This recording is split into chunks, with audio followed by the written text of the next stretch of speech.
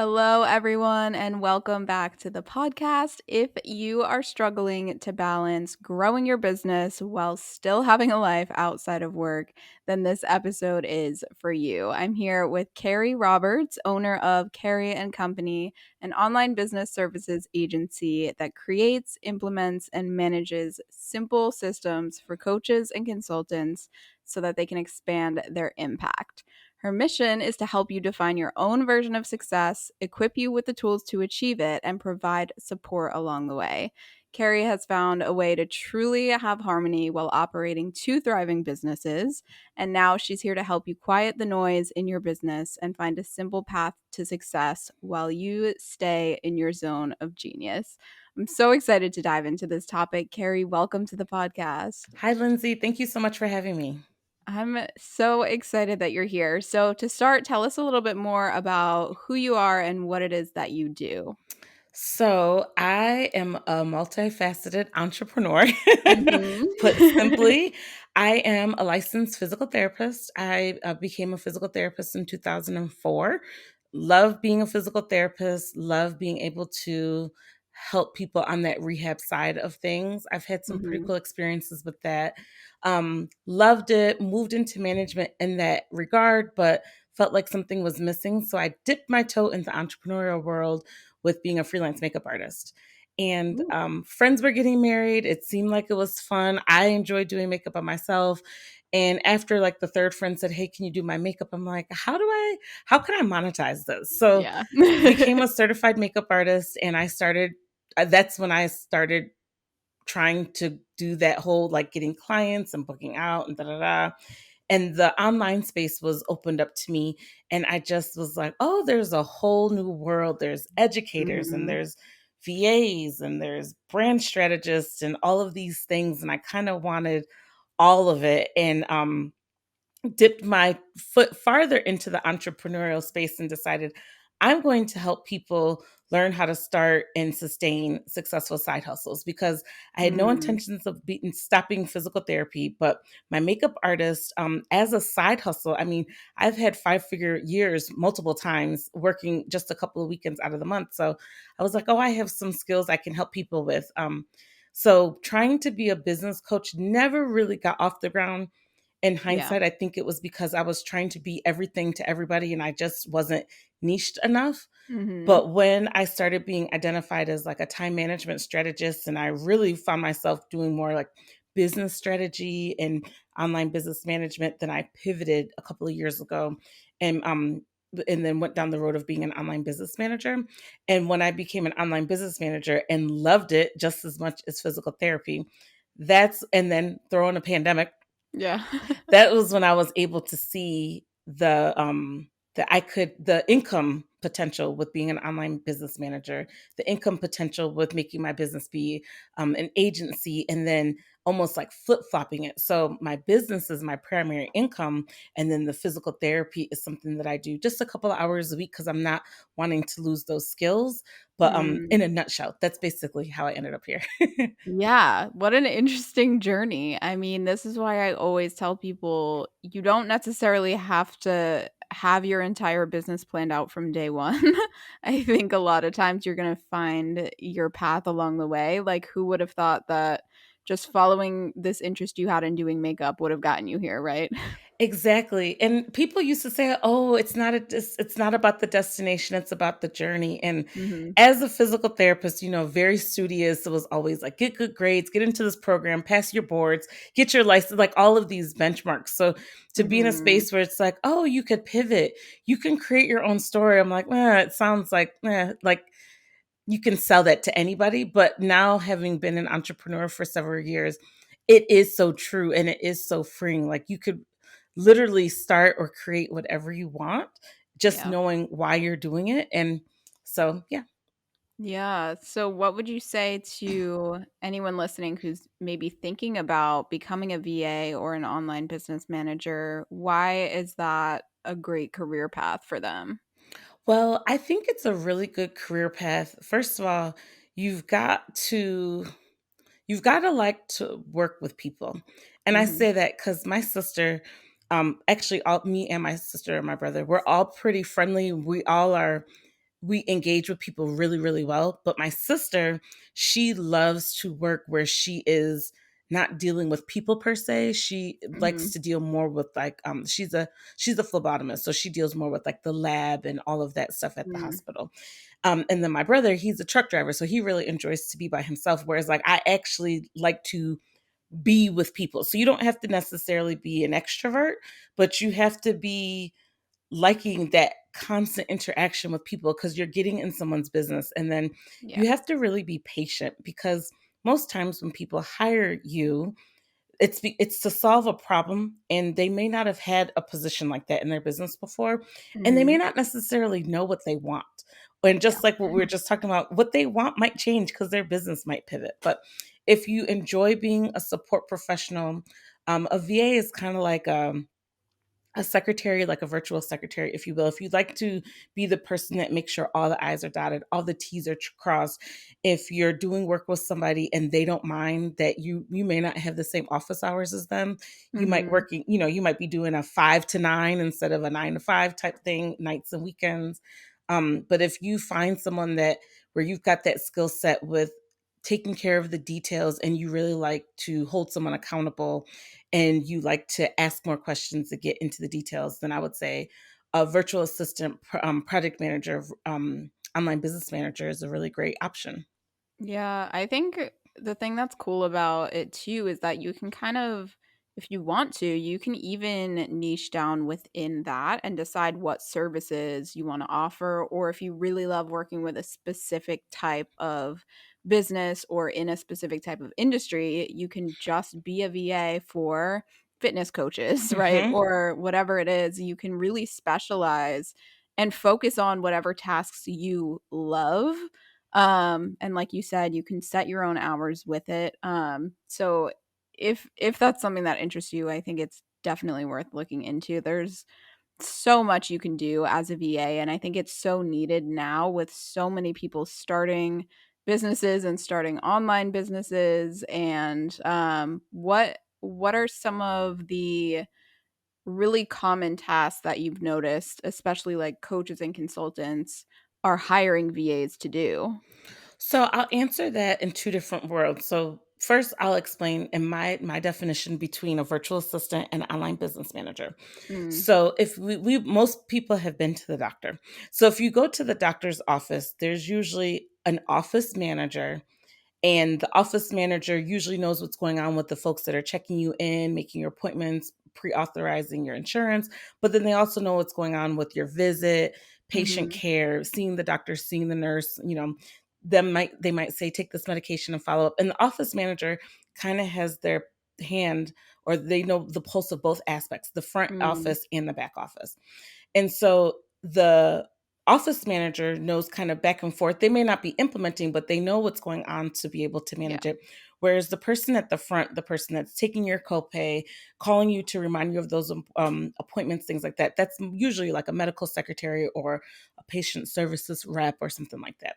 So in the online space, I really like to look at the virtual assistants as that like front office patient services person. They're making sure you're getting your visit scheduled. They're making sure you're, all of those things that have to get done so that you can see the doctor is getting done. And then the online business manager is more like that office manager. So Mm. online, I think a virtual assistant can do a wide variety of things. You can do email management, calendar management. There are some virtual assistants that do editing. A lot of virtual assistants do different forms of data entry, where in Mhm. corporate it might be putting information in a spreadsheet, but in online it might be taking this document from Google and implementing it into the person's CRM for saving templates, or it might be implementing or not implementing, inputting emails into ConvertKit or something, MailerLite or whatever you use. It could be tracking metrics, how many people are coming to the store or coming to the website, those kind of things, those tedious things that have to be there, they never stop. They're always having to be done. Whereas Mhm. the online business manager is more of like a strategic partner to the business owner. The business owner usually has a lot of really great ideas, and the business owner usually starts a business to do that thing that they love to do, But Yeah. as a small business owner, you need to make sure you've got some sort of marketing activities. You need to make sure you've got some sort of sales activity. You need to make sure you've got some sort of client experience. And yeah, big companies have a different person for all of those things. But if you're small and scrappy like the rest of us, Mhm. you might need someone to hold you accountable to do those things. Or maybe the online business manager can create a system around your outreach, can create a system around your client experience, can create a system around how you give information to your virtual assistant.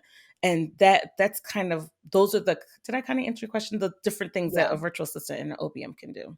Yeah, I think there's so many tasks within being a VA, and you can kind of find your niche. And I mean, I've seen, like you said, there are VAs that just specialize in managing your email inbox, right? If that's something that you love doing, it's keeping people organized. There's just so much space to really do something that is in your zone of genius as a VA. And then the benefit of that is the business owner gets to stay in their zone of genius as well. So, how do you know as a business owner, right? When is the right time to hire a VA? And I guess, how do you know whether your issue is just that you personally need to manage your time better or it's time to hire someone? That's a really good question. So, how do you know when to hire a VA? You don't have to be full time. You don't have to have a four-figure month or anything like that. You know, the time is right when you find yourself doing things that you wish you didn't do, and doing those Mm, things is preventing you from doing revenue generating activities. So as a mm, makeup artist, I did a lot of networking and going to in-person networking events and things like that, and then of course doing the makeup for weddings and whatnot. And when I got to a point where I could not show up on Instagram, now this was a few years back when Instagram was simpler, but I yeah. could not show up on Instagram because by the time because like I said, it was a side hustle. By the time I went to a networking thing and did my little follow up and then prep my kit for the next case and then made sure that I reached out to the person for next week and make sure I reach out for the person last week and did I get a review? Once I did all of those things, I didn't have the time to show up on social media. And then what ended up happening was I didn't have the leads coming in as frequently. Mhm. So that's when I knew, as a side hustler, I got to figure something out, because Yeah. if I don't have people coming in the door asking me to do makeup, then my business is going to come to a halt. So that's when I knew, and I was very transparent. I interviewed a couple of ladies and I was like, this is what I need done.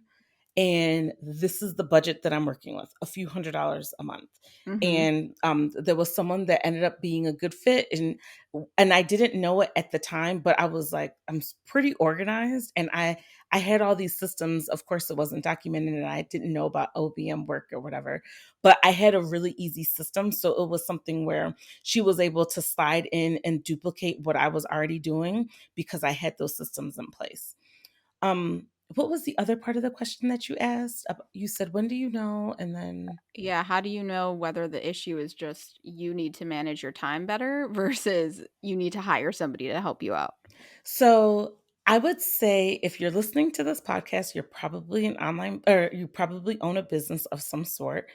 And if you own a business, you probably need to improve your time management. I'm just going to go ahead and say that, me Or included. if you have a side hustle or Right. plan to, right? Yeah, because and I just went live last week just talking about, like, I fell off my wagon, like I had to go Mhm. back to step 0 for time management. So it happens to all of us. And I believe even if you have a side hustle, I still consider that a business, because Yeah.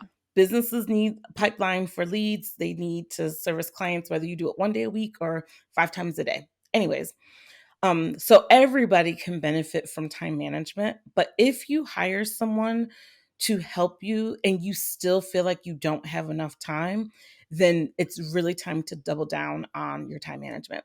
Yeah. Or if you look at what I said, like, oh, I'm doing all of these things and then I don't have time to do my lead gen.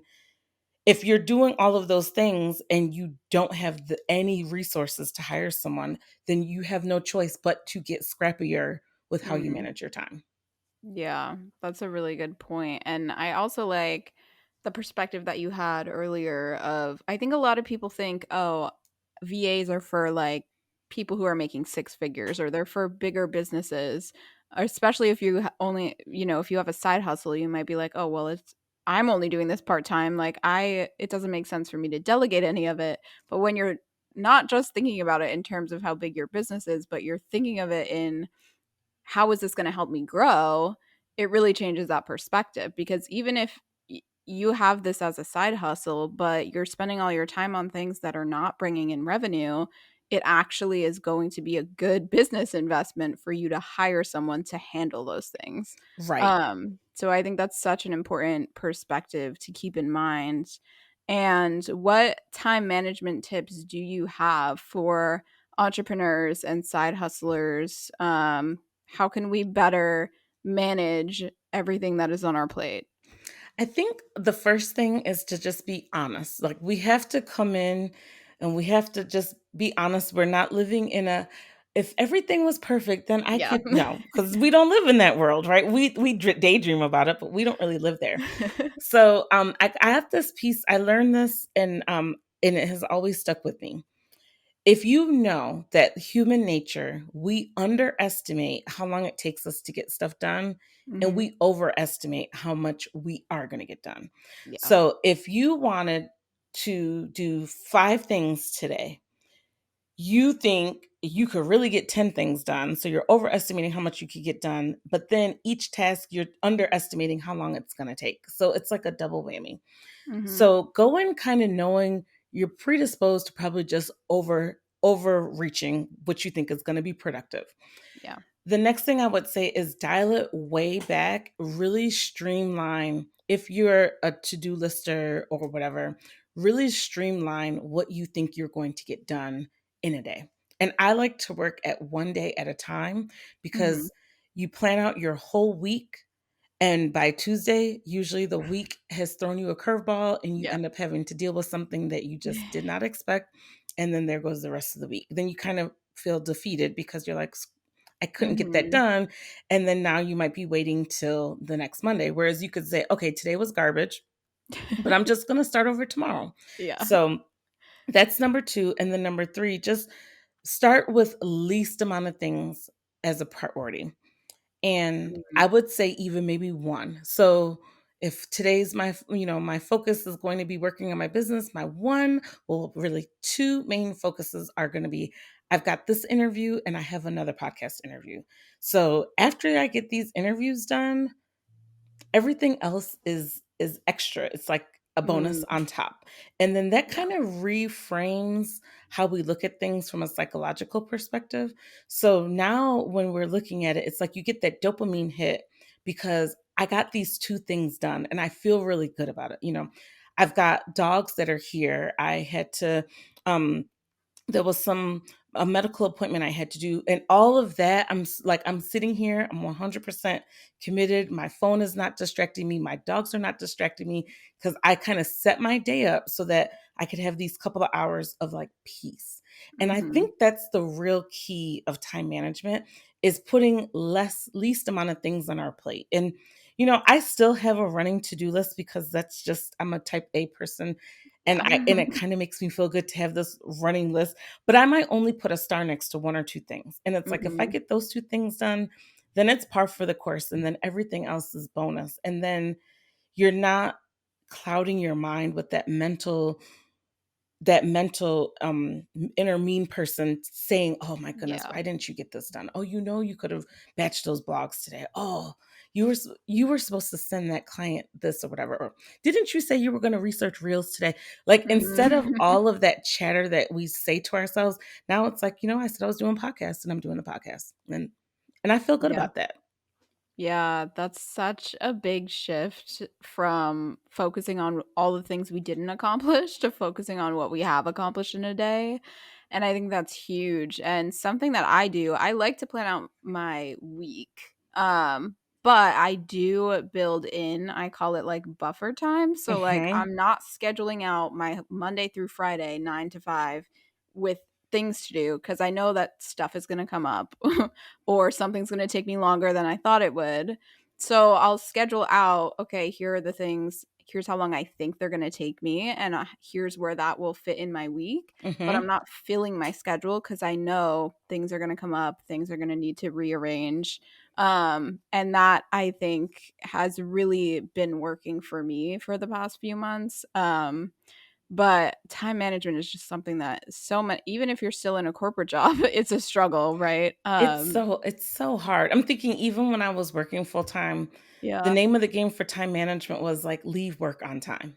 Yeah. As a physical therapist, everybody could be on time and that last person could come 20 minutes late. And it's like, you're either cutting their visit short or you're Mhm. staying the 20 minutes. And then if they've got a $60 copay, you might feel bad and you might stay the 20. So it's like Yeah. that's there's so many other variables that come with time management. It's so easy to say, oh, just do this or just do that. But I think reframing how we approach it is a more realistic way of doing things. And Mhm. um and then like what you said, like blocking the time for things is really important. And something else that just popped in my head is I've read a study where in corporate America, they really estimate that people really only work about 50% of the time that they're there. By the Yeah. time you take out time for lunch, you might scroll social media, go to the bathroom a couple of times if you smoke or need to go outside walking or do whatever. Mhm.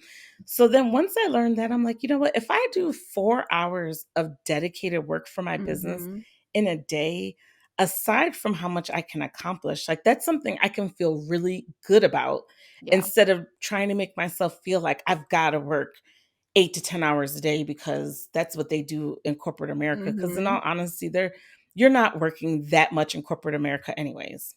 Yeah, like you're in an office for 8 hours a day maybe, but you're not being productive for 8 straight hours, right? Not Exactly. that that's a bad thing, like breaks are needed. Hmm. But I think that's so true because once we shift into entrepreneurship, can feel like we need to be working 8 hours a day at least, when Hmm. that's not even actually how much we were working in our corporate Exactly. job. And I like to talk. Sometimes I'm like, how many times was I just chatting with my coworker, just Yeah. chatting with the client, instead of actually, doing the therapy?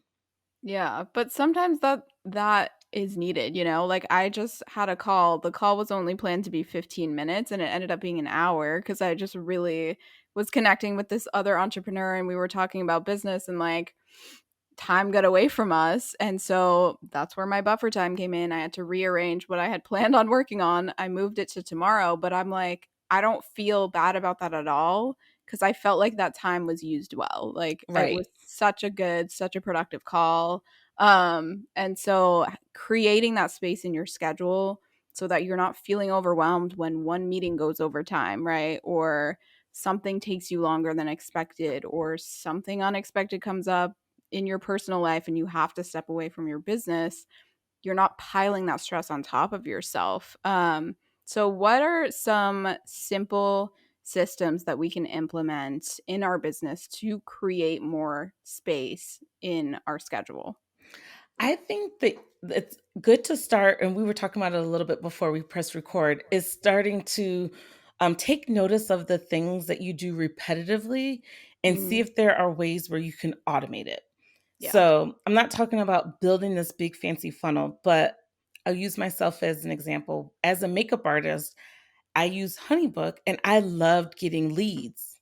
And I would get a lead and then I'm like, oh, I've got to email them back. And then Mhm. I'm a remote. So then it's like, I kind of want to talk to them and get a feel for them before I commit to going to their place of Yeah. work or whatever.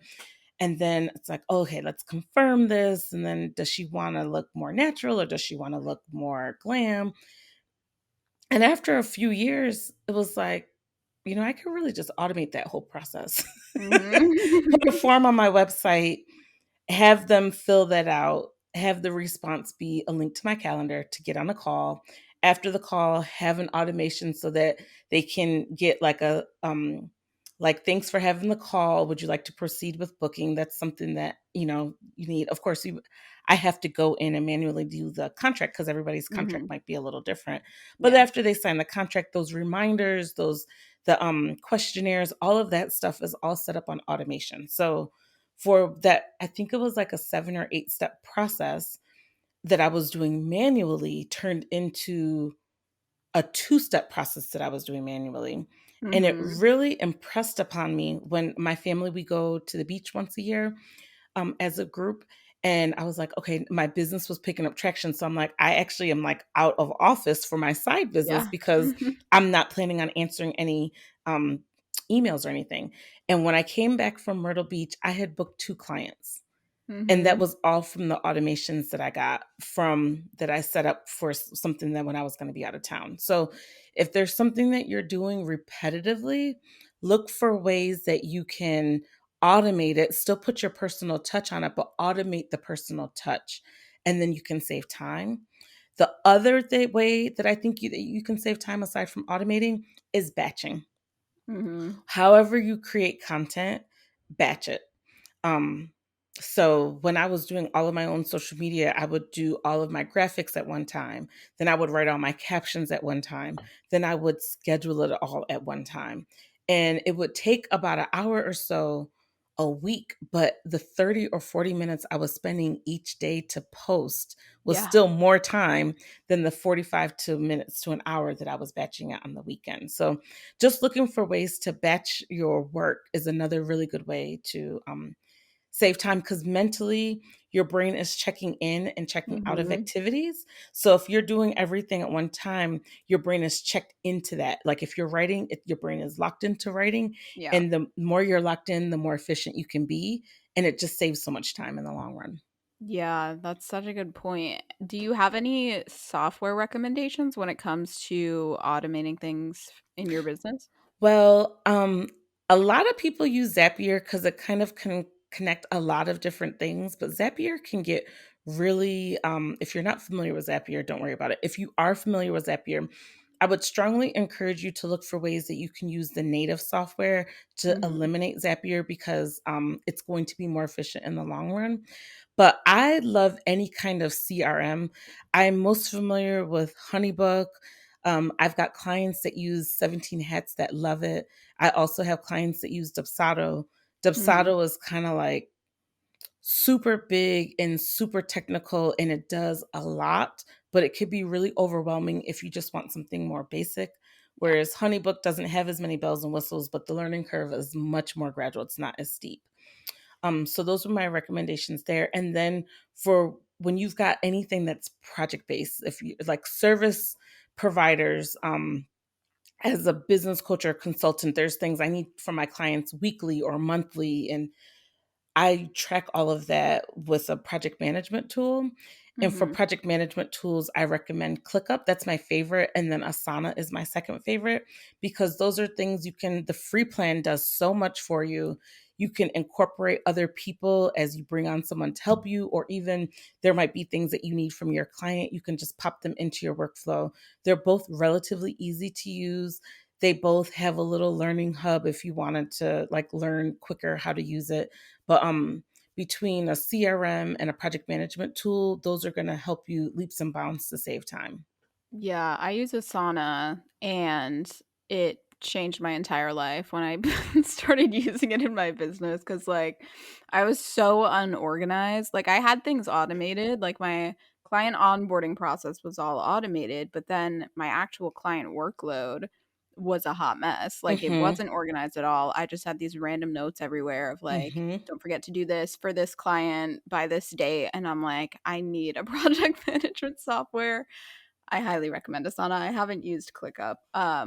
But those types of software, a lot of them are free, or you might only need the features from the free plan, but it will help you to stay organized and manage your time and not waste so many hours a week just trying to get organized and remember what you have to do and when you have to do it, right? Yes, that's the hard part, is remembering where Yeah. you pop it in Asana or you pop it in ClickUp and you say the due date, and then it'll remind you, "Hey, Mhm. this is coming up tomorrow." And then the cool thing is it'll remind you every day that it's overdue until you Yeah. actually get the thing done. So it's like having your own little virtual assistant or secretary, like, "Hey, Yeah. that task you said you wanted to do, Mhm. you need to do it." Yeah. Yeah. So I know that a lot of entrepreneurs can sometimes struggle with delegating things in their business and kind of letting go of some control when it does come time to hire a VA. Is that something that you see a lot of your clients struggle with? Yes. Mhm. You're Yes. like, "Yep, pretty much all of Yes. them." Yes, and yes.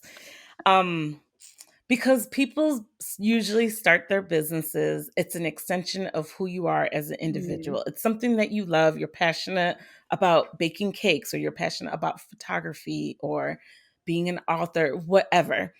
And you convince yourself that you are the reason why your business is successful, and only you can do those things. Yeah. And so you're like, of course, an online business manager or a VA, they could get it done, but they can't get it done the way I can because I'm the one that started the business in the first place. Mhm. Okay, which might be true. But one of my coaches said, you don't see the CEO at Starbucks behind the counter taking your order. Yeah. So if you want your business to grow, and the growth may not be a revenue goal, but the growth might be, let's keep maintain the revenue and let's pull back how much time I'm in the business. Let's pull my Mm, time back 10, 15%, or let me yeah. gain 20 hours back a month or something like that. In order for you to do that, you've got to trust the person that you're giving it to, and you've got to trust yourself that you can educate them. Mhm. And if you don't think that someone else can do it as good as you can, then if you're that much of an expert, then why not? Why can't you teach someone to do Yeah. this that way? Because you're that amazing, right? And if you're a photographer, you're not outsourcing the photography. You might be outsourcing your email marketing, or you might be Mhm. outsourcing your, your social media. So are you an email marketing expert? Are you a social media manager expert, or are you a photographer expert? So if the thing that you do is photography that brings the money into your business, and that's where your expertise is, then having someone else on your team that's their expertise is something that can make your business better, then do that. And then we've all been there. We've all hired people in our business. We've all spent the time and the energy and the money, and you train them and they just aren't good. I mean, we've Mhm. probably, that's like your worst nightmare. And I can tell you it's just as bad as you would think it's going to be, but I think you recover from it a lot quicker, Yeah. because you see someone and they may not be working at the potential that you want them to, and so you want to encourage them and you want to help them, and then you see that it's not working, then you can look at it and objectively say, "You know what? Susie Q is not a good fit for my business. Does it mean my Mhm. business sucks? No, it doesn't. Does it mean I suck as an owner? No, it doesn't. But it just means that's not the right fit for Susie Q. So maybe let Yeah. me find someone else to do this." So if we're talking about outsourcing smaller tasks in our business, the things that we're trusting people to do will not break your business. Like sometimes you just got to get Mhm. that in your head about it. Is it going to break my business if the social media manager stinks? Is it like I posted a reel today and it had no sound? I'm like, why doesn't it have any sound? Yeah. Did that keep me from having this podcast interview? Did it keep my clients from paying their invoice? Did it keep my team from servicing the clients? No, because it was literally just a post on Instagram. So Yeah. reached out to my manager, my social media manager. She did whatever she did. Now it has sound. So Mhm. it's usually not as big of a deal as you think it is. It's like part of the reason our business is self-serving, and it makes us feel like great people. And so when you're using your business just to feel really good about yourself, then it's going to be harder to let go of the control. But when you go to objectively and say, look, I can't do it all. I have a little bit of means to bring in some help. I only want to shoot the weddings or whatever. Then it should be a little bit more of an objective exercise to just go through. And, either that person works out or that person doesn't. So if you have a client who comes to you and they're like, I'm overwhelmed, I know I need to delegate something in my business, but I don't know what to delegate, how do you help them to figure out, okay, which tasks should you continue doing yourself versus which tasks should you delegate to a VA? That's a really good question. So, as an online business management client, usually that's something that we get really into because we really need to understand the nuance of your business, what your goals are, and what your offers are, and what the structure of your business looks like. Even if you're just a solopreneur, like knowing all of those things is so important. And then once we know those specific things, then we're able to give you a specific plan, and then we can work on that plan over the next several weeks. But generally speaking, usually the thing that you want to outsource is something that you are doing over and over and over again. So that means that it's a repeatable system. You can take a little bit of time. An online business manager can help you and document that system. And once that system is documented, now you can hand that document to a virtual assistant, a tech VA, or Mhm. whoever. The other way to do it is, what is killing your time? If you know that writing your emails to your email list is the energy and time suck for you, then forget what's documented, forget what's repeatable, focus on what's killing your energy. And then as soon as you get that energy recouped because you've given that to someone else, you're going to have so much of a lighter perspective when you work in your business that other things are going to be easier for you. So that's those are the two ways that I usually recommend doing that. Yeah, I love those tips. And then for the entrepreneurs listening who are brand new in their business or they're just about to start their business, what advice do you have for how can you kind of set yourself up for success from day one? I would say this is the physical therapist in me. Mhm. Set realistic goals. So you might see the gurus out there that are talking about multi seven figures or retiring their spouses and all of these things. And those goals are wonderful. But maybe for you, I know when I started as a makeup artist, my goal was to break even. Yeah. If I could break even, I was cool. And then after I hit that goal, then it's like, maybe I could pay myself. So then getting my nails done, getting my hair done, Mhm. out to coffee with a girlfriend, if I was able to pay myself to have that kind of money for those little things, then I was fine. So think about what's going to impact you and in your life, and what does your lifestyle need. You might really need 5 figures a month because of the size of your family and the expenses that you have and the lifestyle that you have. 5 figures a month might really be what you need. But if you're doing something, you're just starting out, you want to see if it's a good fit for you, and you do want it to be a business but nothing too crazy, then breaking even could be a good example. Or picking a dollar amount, not necessarily because everybody else is talking about it, but picking a dollar amount that feels good so that after you've Yeah. done that thing and you've worked with that client, the client is raving about their experience and you feel really good and you don't feel like someone got over on you, then that's the win. Yeah. Yeah, absolutely. I think it's so easy to focus on what everyone else is doing and compare ourselves to other people and we kind of forget like, oh, I didn't actually start this thing to become a seven-figure business. I just wanted to be doing something I enjoy and make a little bit of extra money. Right, yeah. Like when my makeup business started picking up traction and I needed a few $100s worth of work done on my car, and I didn't think about having to take money out of the savings account. I didn't have to think Mhm. about using a credit card. I'm like, well, I got this money sitting in this bank account from a couple of weddings. Like I had more than enough. That's when I was like, okay, I made Yeah, it. yeah, I love that so much. All right, Carrie, any final advice that you have for the women listening who are struggling to grow their business? Yes, I would say it's so easy to say it. It's hard to do it, but just worrying about what you want to do and the reason why you do it and how you feel about it. That's the most important thing. Don't look at other people to compare yourself. It's okay to look at other people as inspiration, or you might have your network and you are in a circle where you can encourage other women that are doing it and you can genuinely feel good about that. That's awesome. But other than that, just stay in your lane and do what feels right for you. And I think that if it feels good for you and your clients are happy, then everything else comes out in the wash. I love that. Where can the listeners find you if they want to connect with you?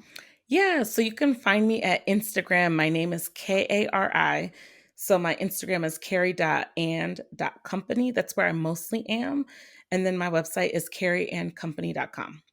All right. I will leave all of that linked in the show notes for you guys. Carrie, thank you so much for coming on. So many good insights for the entrepreneurs on time management, and also for aspiring VAs and OBMs who might be thinking about their career path. Thank you so much, Lindsay. I can't wait to connect with your listeners.